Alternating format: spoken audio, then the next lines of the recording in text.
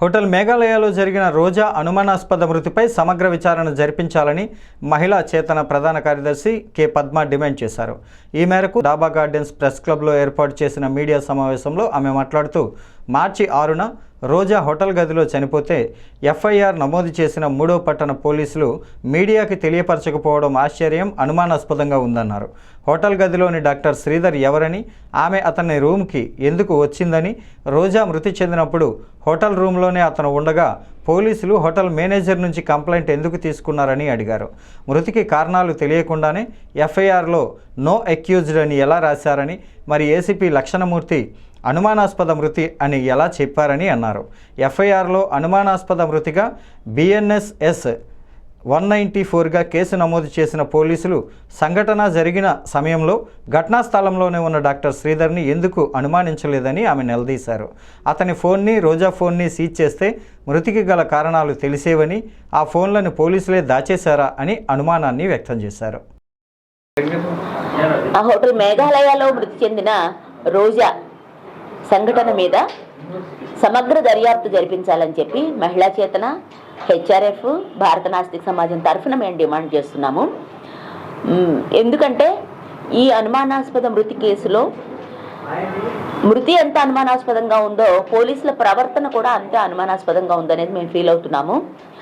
అసలు ఈ వార్తను బయటికి రానియకుండా చేయడానికి 3 టౌన్ సిఐ పడిన పాటలు, ఆయన చూపించిన ఆతృత ఇంత అంత కాదు. అంత అవసరం ఏమొచ్చింది? ఒక మహిళ, ఒక ఉన్నత వర్గానికి చెందిన మహిళని వాళ్ళు చెప్తున్నట్టు ఆమె అమెరికా నుంచి వచ్చి, ఆమె అమెరికా పౌరురాలు, ఆమె వచ్చి ఇక్కడ ఒక హోటల్లో చనిపోతే ఇమీడియట్గా పోలీసులు రష్ అప్ అయ్యి దాంట్లో ఏంటి వాస్తవాలను బయటికి తీసుకురావాలి.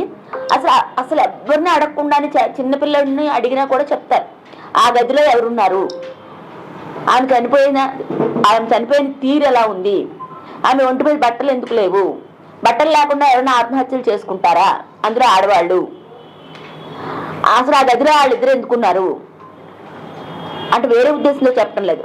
ఆ క్రైమ్ జరిగేటప్పుడు అక్కడ ఉన్నటువంటి వ్యక్తి మీద ఎందుకు పోలీసులకు వెంటనే అనుమానం రాలేదు, వెంటనే అతన్ని ఎందుకు అదుపులోకి తీసుకోలేదు, ఈ విషయం ప్రెస్కి తెలియకుండా ఉంచాలని ఎందుకు అనుకున్నారు, ప్రెస్ వాళ్ళు అడిగిన తర్వాత కూడా అలాంటిది ఏం జరగలేదని చెప్పి 3 టౌన్ సిఐ ఎందుకు చెప్పారు. ఇప్పుడు మొత్తం పత్రికలన్నీ కూడా వార్తలు రాసిన తర్వాత ఇవాళ హడావిడిగా అరెస్ట్ చూపించి, అది కూడా అబిట్మెంట్ సూసైడ్ కింద చూపించి ఇప్పుడు కోర్టులో హాజరుపరచడం అనే నిర్ణయం ఎందుకు తీసుకున్నారు? అంటే ఒక ప్రెజర్ వస్తేనే కానీ ఒక మహిళ చచ్చిపోతే మీకేమీ పట్టదా?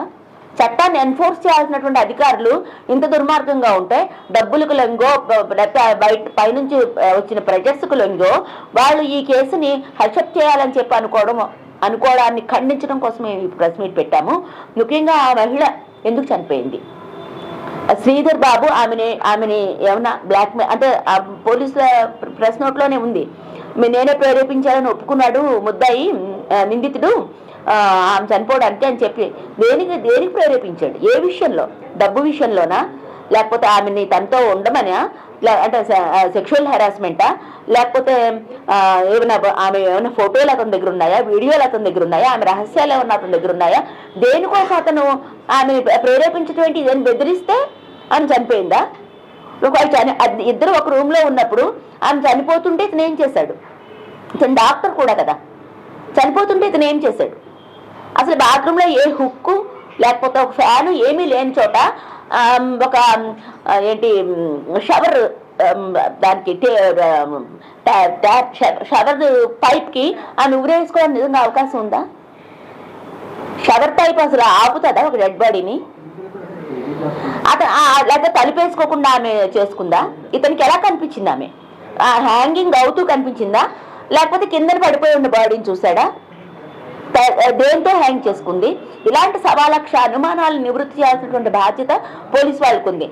ముఖ్యంగా ఎవరైతే ఈ కేసులో శ్రీధర్ బాబు కన్నా ఎక్కువ అనుమానాలకి గురయ్యారో ఆ 3 టౌన్ సిఐని అక్కడి నుంచి విధుల నుంచి అన్న తప్పించాలి, అతన్ని సస్పెండ్ చేయాలి, ఈ దర్యాప్తుని వేరే అధికారికి ఇవ్వాలి. అలాగే శ్రీధర్ని అరెస్ట్ చేశామని చెప్తున్నారు, అతని దగ్గర నుంచి పూర్తి సమాచారం తీసుకున్నారా మీరు?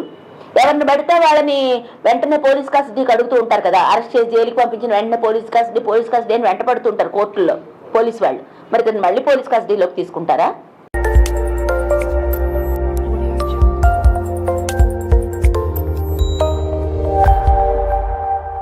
Audio Jungle.